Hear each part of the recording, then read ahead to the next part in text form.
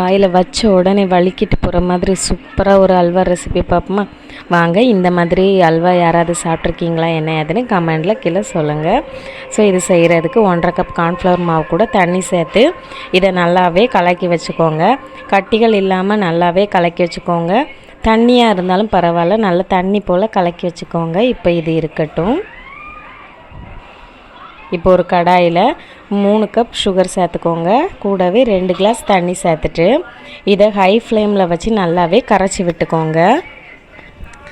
இது நல்லா கரைஞ்சதுக்கு அப்புறமாட்டு தான் நம்ம நெக்ஸ்ட் ப்ராசஸ் ரெடி பண்ணணும்.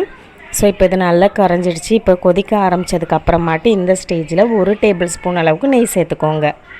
சேர்த்துட்டு இதை நல்லாவே மிக்ஸ் பண்ணி விட்டுக்கோங்க. இப்போ நெய் நல்லா மெல்ட் ஆகிடுச்சு. இந்த டைமில் நம்ம கரைச்சி வச்சுருக்க கார்ன்ஃப்ளவர் மிக்ஸையும் உள்ளே சேர்த்துக்கலாம். சேர்த்துட்டு ஒரு 2 நிமிஷம் நல்லா கிளறி விட்டுக்கோங்க.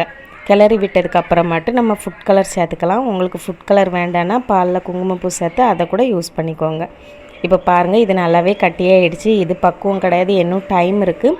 ஸோ நல்லாவே இந்த மாதிரி கிண்டி கிண்டி விட்டுக்கோங்க. இப்போ 1 டேபிள் ஸ்பூன் நெய் சேர்த்துக்கோங்க. சேர்த்துட்டு இதையும் நல்லாவே கிண்டி விட்டுக்கோங்க.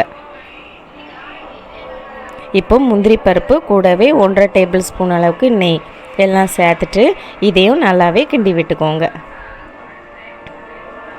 பாருங்கள், நம்மளோட அல்வா ரொம்பவே டேஸ்ட்டாக ரொம்பவே டெலிஷியஸாக ரெடி ஆகிடுச்சு. பாருங்கள், பார்த்தா உங்களுக்கே சாப்பிடணும் போல் இருக்குதுல்ல. ஸோ கண்டிப்பாக இந்த ரெசிபியை நீங்களும் உங்கள் வீடுகளில் ட்ரை பண்ணி பாருங்கள். இப்போ ஒரு ட்ரையில் கொஞ்சமாக கீ தடவிக்கோங்க. இப்போ நம்ம செஞ்சு வச்சுருக்க அல்வாயை உள்ளே ட்ரான்ஸ்ஃபர் பண்ணிக்கலாம். இது எதுக்குன்னா நம்ம பீஸ் போட போகிறோம்ல, ஸோ அதனால தான். 1 டேபிள் ஸ்பூன் நெய் சேர்த்துட்டு அதுக்கு மேலேயே கொஞ்சமாட்டு இந்த மாதிரி எல்லா ஓரங்கள்லையும் ஈவனாக ஸ்ப்ரெட் பண்ணி விட்டுக்கோங்க. பாருங்கள், இது நல்லா லெவல் பண்ணியாச்சு. இப்போது 2 மணிக்கூர் அப்படியே நல்லாவே குளிர விட்டுருங்க. இப்போது நல்ல பீஸ் போட்டுடலாம். இந்த மாதிரி கட் பண்ணி எடுத்துக்கோங்க. உங்களுக்கு வேண்டாம், நீங்கள் அப்படியே சாப்பிட்னா கூட சாப்பிடலாம், இல்லைன்னா இந்த மாதிரி பீஸ் போடணும்னா போட்டுக்கலாம். இப்போ பாருங்கள், நம்மளோட டேஸ்டான ரொம்பவே டெலிஷியஸான அல்வா ரெடி ஆயிடுச்சு. கண்டிப்பாக இந்த ரெசிபியை நீங்கள்